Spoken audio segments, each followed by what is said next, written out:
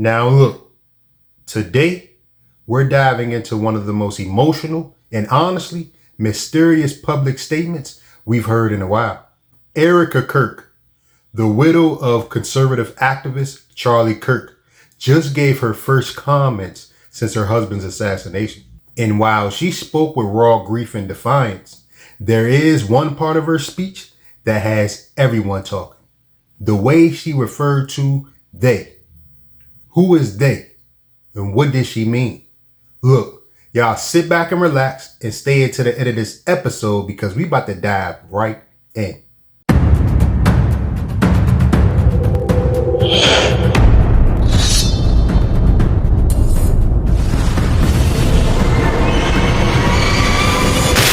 Welcome back to another episode of Eyes Low, Belly Full. As y'all know, this marks episode 147. So Charlie Kirk, founder of Turning Point USA, was assassinated just days ago at a public event. And his death shook not only the conservative movement, but the entire political landscape in America. And at the Turning Point headquarters, Erika finally stepped up to the mic, addressing supporters who were desperate to hear from her. She thanked law enforcement, political allies like Donald Trump and J.D. Vance, and she even shared a heartbreaking moment where her daughter asked where her daddy was. And she told her daughter that Charlie was on a work trip with Jesus. You know, it was a mix of, personal, raw grief and spiritual hope. You feel me? Like it was something that, something that only a widow could put into words at that moment. But beyond the emotion, there was fire. Erika said that Charlie's mission isn't over and that the people who tried to silence him had no idea what they just unleashed. And here's where things get interesting. In her speech, Erika repeatedly referred to they. She didn't name names. She didn't point to one person or one group. She simply said they. The evildoers responsible for my husband's assassination have no idea what they have done. They killed Charlie because he preached a message of patriotism, faith, and of God's merciful love. But they should all know this. If you thought that my husband's mission was powerful before, you have no idea. You have no idea what you just have unleashed across this entire country and this world. You have no idea.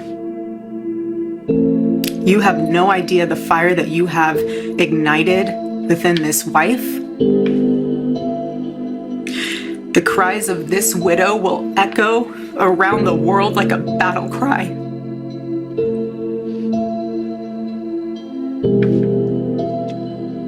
To everyone listening tonight across America, the movement my husband built will not die.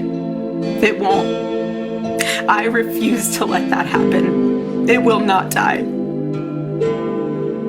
All of us will refuse to let that happen. No one will ever forget my husband's name, and I will make sure of it. It will become stronger, bolder, louder, and greater than ever. Now, context matters. We know that a 22-year-old suspect named Tyler Robinson has already been arrested. But Erika's language wasn't only directed at just one individual. And by saying they, she made it sound bigger.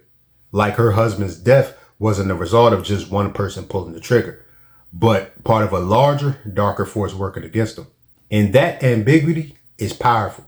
It opens the door to interpretation. Did she mean political enemies? Did she mean cultural opponents who despised her husband's activism? Or was she referring to something more shadowy or even conspiratorial? Because that single word, they, just turned her speech from a widow's statement into a rallying cry. They could be anyone. And that vagueness is fuel. It fuels speculation. It fuels anger. It feels loyalty from those who believe that Charlie was targeted because of his beliefs. Did y'all hear Erika Kirk's statement? Charlie Kirk's wife? It got the internet talking right now. Bruh, she didn't really sound like a widow that's grieving. This shit came off as like a rally speech. He said, they won't silence him. But hold up. Who is they? The news and everybody else reported on one shooter. So why does it sound like she's talking about something bigger? Now, I'm not saying it's a psyop. I don't know. All I'm saying is people online is pointing out some crazy shit like how fast they did the funeral or how fast this statement came out. They also said the tone felt aimed at the movement instead of the family. And that's why people asking these questions. Was this raw emotion or was this a crafted message? Was she speaking as Charlie's wife or was she speaking as a leader in the movement he built? I'm not making no claims. I'm just pointing out what people are noticing. And I'm not gonna lie, it's making me raise my eyebrows like The Rock. So what happens next? We know Turning Point USA is continuing its tours, its events, and its activism. And Erika made that clear. But the question is, will this mysterious they become a permanent part of the story? And will the conservative movement adopt in the way other political groups have by turning loss into momentum? And let's not forget, we still don't fully know the motive behind the shooter. The investigation is still ongoing. But the way Erika framed things, it feels bigger than just one arrest. Her words actually hint at a belief that Charlie was silenced because of what he stood for. And that's going to shape how his supporters remember him and how they fight moving forward. And at the end of the day, Erika Kirk didn't just speak as a grieving widow. She spoke as someone stepping into the spotlight with fire in her voice. And her message was clear. Charlie's work isn't over. But that one word, they, left behind a mystery that's going to echo for a long time. Now, I want to hear what y'all think about this situation. What do you think she meant? And who is they to you? Go ahead and let me know in the comments below. And if this video resonated with you, go ahead and hit that like button.